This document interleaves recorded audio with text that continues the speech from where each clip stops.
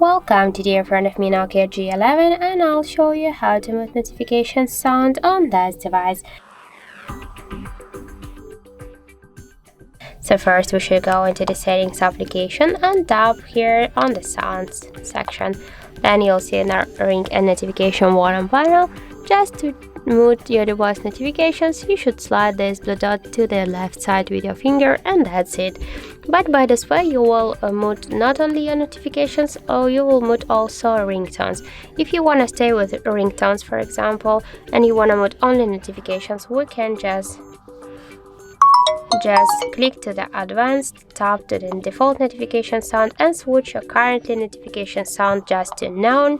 Tap to OK to save the changes, and by this way we'll mute our device notifications and we will stay with the ringtones.